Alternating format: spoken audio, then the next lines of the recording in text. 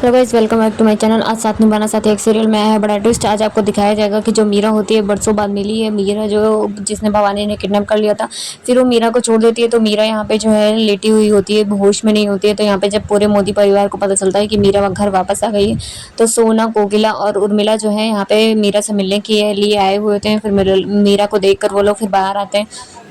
तो जो कोकिला होती है कहती है कि धर्म से कहती है, धर्म जी आज मैं आपको सारा सच बताना चाहती हूँ आपके बाजी का, कि इन्होंने कौन कौन से कांड किए हैं और क्या क्या किया है मेरे पूरे घर बर्बाद करने के लिए। तो फिर सबसे पहले वो शुरू करती है, कहती है कोकिला जो तुम्हारी बाजी है इसने मेरे अहम को मरवाया। तो वह उसके बाद धर्म बोलता है कि ऐसा कुछ नहीं है, कह रही यही है मेरे अहम का कातिल। तो पहले धर्म सबकी बातें सुन रहा होता है, फिर वो बोलता है कि जो इसने मारा ये इसने किया है। और फिर उसके बाद जो है इसने ही गंगा को भी मरवाया, ना कि विद्या ने नहीं मारा था। जब वो मरी नहीं थी इसी ने उस तकिया दबाकर गंगा को मारा था।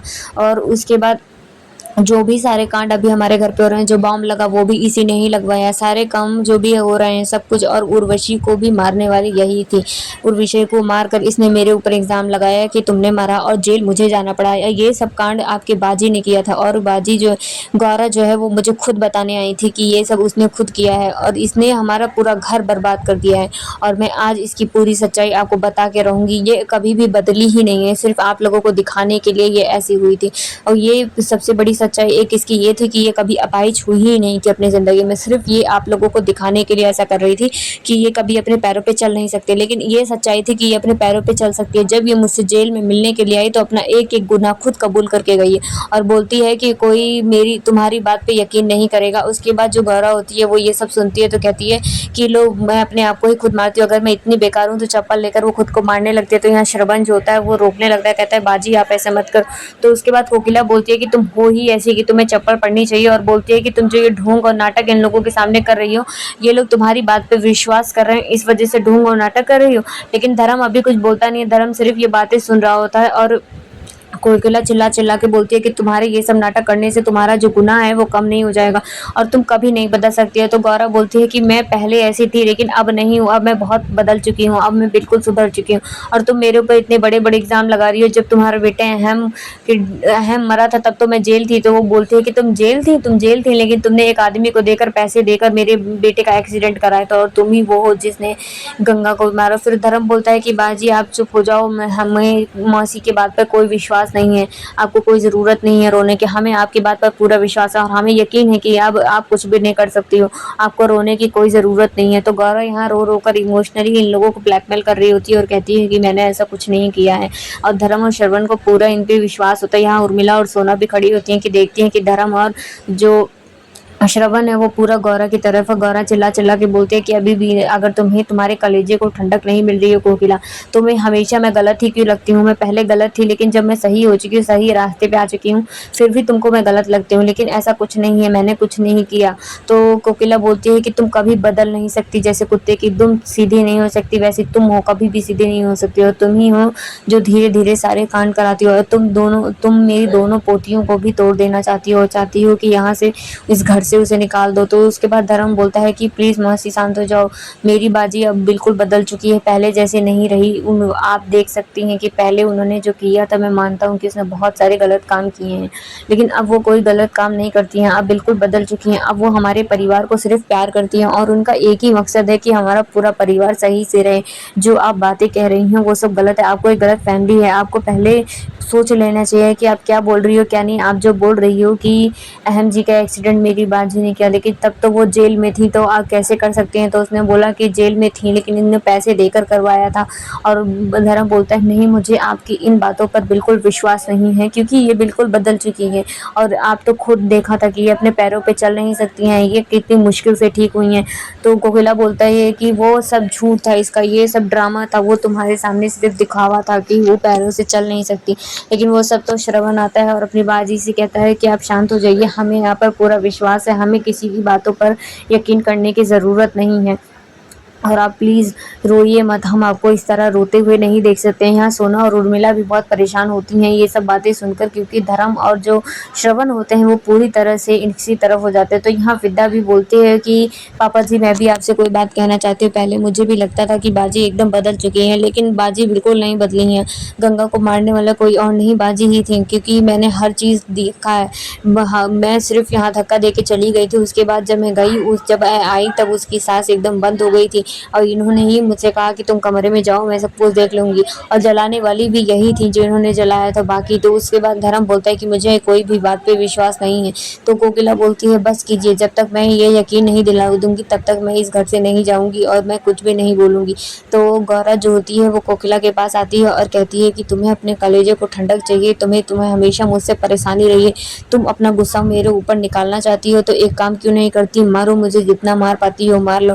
लेकिन कोकिला इतने गुस्से में होती है क्योंकि उसके एक लौते बेटे का अहम का एक्सीडेंट गौरा ने कराया था और उनके घर में बॉम्ब लगाने वाली भी गौरा थी, सब काम कांड करने वाली ही गौरा थी। तो जो कोकिला होती है वो कुछ सोचती नहीं है और खींच के थप्पड़ मार देती है, कहती है हाँ, तुम जितना कहोगी, मुझे जितना तुम्हें मारने को मिलेगा मैं उतना मारूंगी। मुझे अपना, मैं तुमसे एक बदला नहीं, लेकिन मैं इतना चाहती हूँ कि सच्चाई सबके सामने आ जाए। धर्म जब देखता है कि खींच के थप्पड़ मारती है तो वो एकदम शॉक्ड हो जाती है, गौरा भी एकदम शॉक्ड हो जाती है।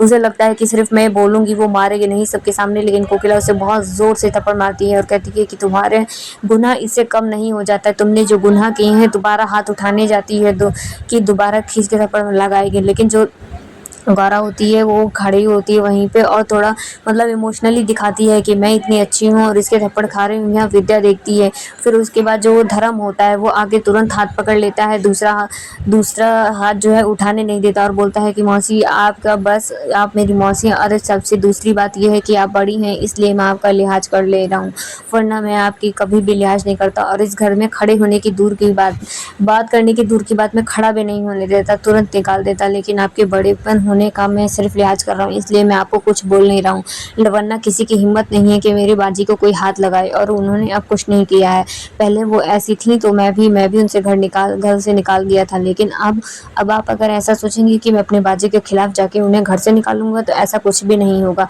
अब मुझे अपनी बाजी पे पूरा विश्वास है, क्योंकि आप लोग विश्वास करें या ना करें, मैंने देखा है किस तरीके से कितने कष्ट में वो रहती थी। और मैं अब नहीं चाहता कि मेरे घर में कोई बवाल हो या फिर मैं अपनी बाजी को घर से निकालूं, ऐसा कुछ भी नहीं कर सकता। अगर आपको ये चाहिए, और मैं हाथ जोड़ता हूँ आप लोगों से, पहली बात तो मैं आपसे ये कहता हूँ कि आप इस घर से अभी के लिए अभी चली जाइए, वरना जो नहीं भी करना होगा वो भी हो सकता है। तो कोकिला बोलती है तुम कितना भी बोलो लेकिन तुम्हारी बाजी गलत है। और फिर धर्म हाथ जोड़ने लगता है कि प्लीज़ मासी यहाँ से चली जाइए, मैं चाहता हूँ कि आप इस घर से जाइए, क्योंकि जितना आप बढ़ेंगी उतना ही बवाल होगा। तो कोकिला बोलती है कि मैं नहीं जाऊँगी। तो जब विद्या देखती है कि बात बढ़ने लगी है तो वो आके कोकिला को समझाती है, कहती है कि दादी आप मेरी बात पे विश्वास रखिए, जो भी कुछ गलत हो रहा है मैं उसे सही करके रहूँगी।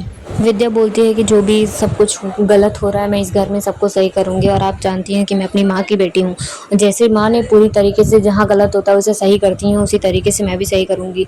और उसके बाद उर्मिला और सोना कहती हैं कि नहीं नहीं, हम आज पूरी बात सच्चाई कर यहाँ पे पता लगा के जाएंगे। तो जो विद्या होती है वो कोकिला को समझाती, कहती है आप मेरे बात पे विश्वास रखिए। और फिर उसके बाद हाथ उठाती है और अपनी कसम सर पे हाथ रख के कसम देने लगती है, कहती है कि आपको दादी मेरी कसम है, आप प्लीज़ इस घर से चली जाइए और मैं आपको विश्वास दिलाती हूँ हर चीज़ का, कि जो इस घर में गलत हो रहा है इन लोगों को नहीं विश्वास है तो मैं विश्वास दिला के रहूँगी, और जो भी कुछ गलत है उसे सही करके रहूँगी, क्योंकि मैं अपनी माँ की बेटी हूँ और आपको मेरे ऊपर विश्वास रखिए दादी, मैं कुछ गलत नहीं होने दूँगी। फिर उसके बाद सोना और जो उर्मिला होती हैं, जो कोकिला होती है, कसम देने के बाद फिर वो कहती है ठीक है बेटा मैं जा रही हूँ, लेकिन एक बात याद रखना, मुझे पूरा विश्वास है कि तू इससे ज़रूर लड़ेगी और इस घर को जो है बचा के रहेगी इसकी बुरी नज़र से। क्योंकि फिर उसके बाद यहाँ पे कोकिला, सोना और उर्मिला जो है निकल जाती हैं, विद्या विश्वास दिला देती है, कहती है कि ठीक है। फिर वो लोग यहाँ से चले जाते हैं। जाने के बाद यहाँ पे दूसरी तरफ दिखाया जाता है कि जो मीरा होती है वो बहुत डरी हुई होती है और मीरा अपने कमरे में सो रही होती है। यहाँ फिर मतलब यहाँ पे जो है बा जो होती है बहुत रो रही होती है, तो ये लोग बोलते हैं कि ठीक है अब जाओ। उसके बाद जो ये लेकर जाते हैं कमरे में, बाजी को बोलते हैं, वो धर्म बोलता है कि बाजी को अपने कमरे में लेकर जाओ, और विद्या यहाँ खड़ी होती है। उसके बाद यहाँ मीरा जो है वो अपने कमरे में सो रही होती है, बहुत ज़्यादा डरी होती है। अचानक से उसे मतलब चिल्लाने की आवाज़ आती है सपने में, और फिर वो अचानक से उठ जाती है रोती हुई, क्योंकि वो एक वहाँ पे बंद थी सारी चीज़ें की चिल्लाने की, उसकी आंखों में सिर्फ आंसू होता है।